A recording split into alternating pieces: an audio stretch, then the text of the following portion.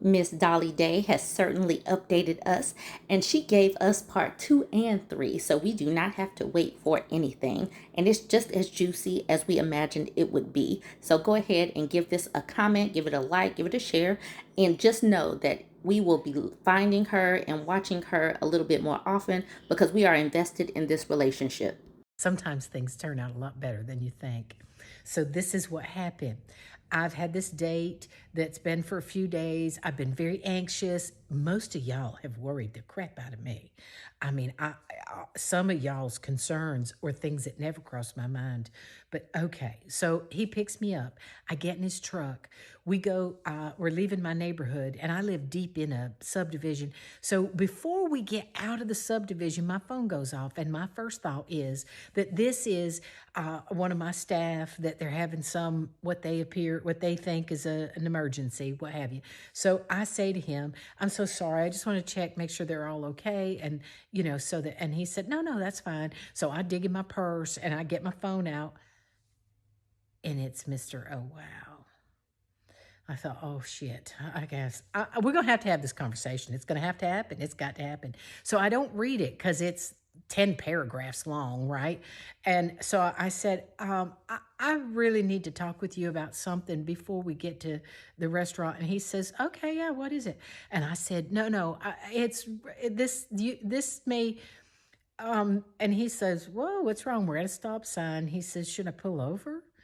I said, maybe just for a minute.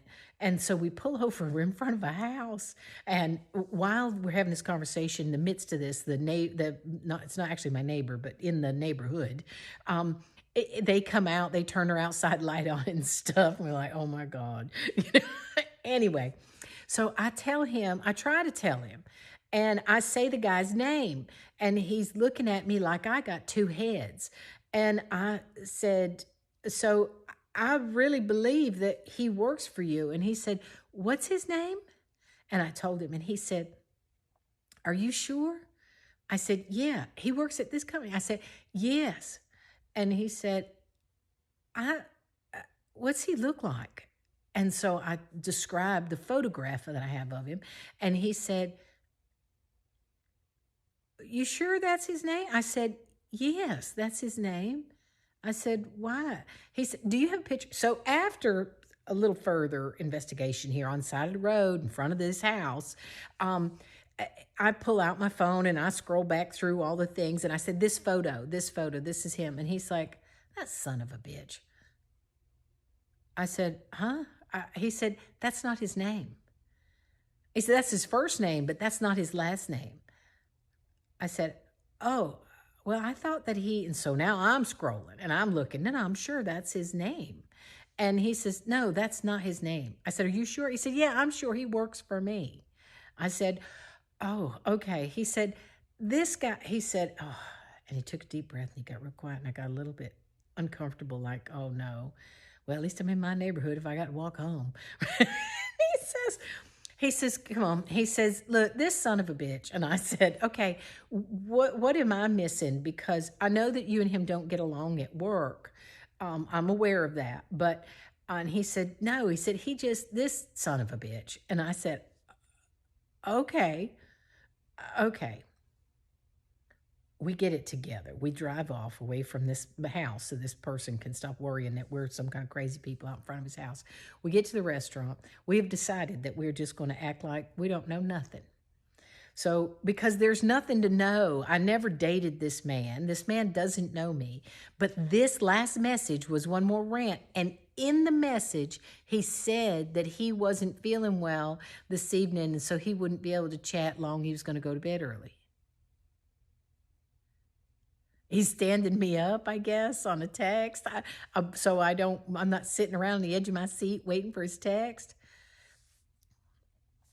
Okay, this is probably going to go longer. Oh gosh, it has. So we get ourselves together. We have a very interesting conversation. And we get to the restaurant. We decide we're not going to say anything. This is not our problem. So we get to the restaurant, And we go in, and they're hustling everyone to the back and into this one area where everyone's sitting together, and everyone gets seated, and I'm being introduced to people, and I see someone that I do know, and I'm shaking her hand, and we're all talking, and everyone's just all getting along. Everything's lovely. Well, we see him. We see him, and my date grabs my hand again and squeezes it and winks at me, and I was like, "Okay, we're all right." You know, he acknowledges that this is a little weird for me, but it's all good. It's weird for him too, I'm sure, right? So we're sitting there, and they had given us choices of chicken or steak. So I chose the chicken. Everything gets ordered, all the food gets delivered, and everyone's still talking. And then, of course, everybody's got to have a refill. It's a nonstop refill of the teas, and so there's a lot of chaos going on. Finally, everybody's done eating, and the plates are being carried off and pushed aside, and everyone's kind of milling around, talking to folks, and he ends up near our table. And I don't think he was intentionally walking over to talk to us or anything like that. I'm sure of it. But he ends up near our table, and I could not help myself. I try to be a lady. I do. And I'd already agreed that we're just not going to address this at all. But I just couldn't help myself. I jump up like I got a bottle rocket in my butt. I stand up, lean over that table, stretch my arm all the way across the table, got some sauce on my shirt and everything, didn't even stop to wipe it off my shirt, just all the way over that table. I stuck my hand out there and made that fool shake my hand. He was going to shake my hand or look like a jerk, as I am all but over this damn table. And I got my arm out, and I get a hold of his hand, and I squeeze it, and I'm smiling. And I said, "I'm so glad that you're feeling better and you were able to come this evening," like as if I'm the damn host. And I still got a hold of him. And he's looking, his eyes are getting big. He turned all kinds of shades of red and green, everything. And I said, and after I said that, "I'm so glad that you're feeling better and you were able to come this evening." And I said, "And is your lovely wife here? I'd like to say hi." I thought he was going to pass out. And my date jumped up. My date jumps up, and he changes the subject, telling to another man on the other side of the table, saying something about some joke, something that happened at work, something I got know nothing about, and just changing the subject. I mean, loud and boisterously changing the subject.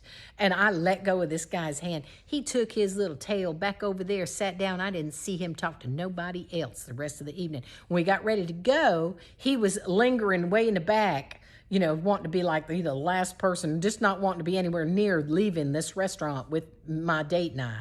And so he's hanging way back, and he's like talking to the bus boy or whatever's out there cleaning up. I mean, he's doing everything not to end up somewhere cornered with us. So, but we don't say anything about it. We get out in the parking lot. We say goodbye to the lady that was with us talking. And I get in the truck, and he says, "Well, what'd you think?" I said, "Oh, those are lovely folks." And we start talking about the couple of the people I met and how wonderful they were and how great and yada, yada. And he says, "Yeah, you're going to fit in just right." And I said, "Oh, okay." So I thought, well, that's a sign things have gone well, right? We get home. He parks his truck, and he walks me up to the door, gave me a nice kiss, and he left. So what a lovely day. It all turned out fine. Now, there was that one little moment there at the table where it could have gone all wrong when I jumped up and just couldn't help myself. But it's all fine.